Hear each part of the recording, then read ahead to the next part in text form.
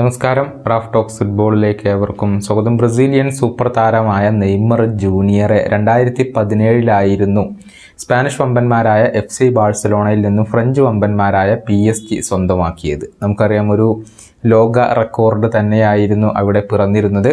അതായത് 222 million യൂറോയായിരുന്നു Neymar ജൂനിയർക്ക് വേണ്ടി PSG ചിലവഴിച്ചിരുന്നത്. ലോകത്തെ ഏറ്റവും ചിലവേറിയ ട്രാൻസ്ഫർ ഇത് തന്നെയാണ്.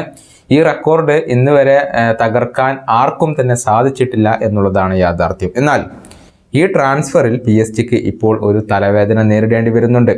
എന്തെന്നാൽ PSG അന്വേഷണം ആരംഭിച്ചിട്ടുണ്ട്. ഈ ട്രാൻസ്ഫറിൽ നികുതി വെട്ടിപ്പ് ക്ലബ്ബ് നടത്തിയെന്നാണ് പ്രധാനമായും വരുന്ന ആരോപണം.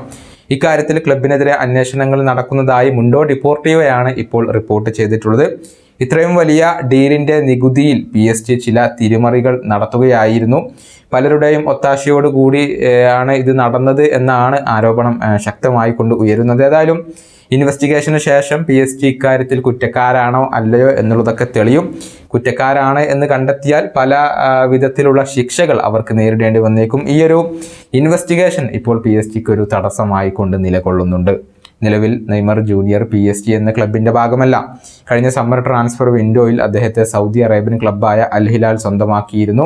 90 മില്യൺ യൂറോയാണ് താരത്തിന് വേണ്ടി അൽ ഹിലാൽ ചിലവാക്കിയത്. എന്നാൽ വളരെ കുറഞ്ഞ മത്സരങ്ങൾ മാത്രമാണ് നെയ്മർ ജൂനിയർക്ക് കളിക്കാൻ സാധിച്ചിട്ടുള്ളത്. പിന്നീട് പരിക്കിൻ്റെ പിടിയിൽ അകപ്പെട്ട നെയ്മർ ജൂനിയർക്ക് ഇനി ഈ സീസണിൽ കളിക്കാൻ സാധിക്കില്ല എന്നുള്ളത് സ്ഥിരീകരിക്കുകയും ചെയ്തിരുന്നു.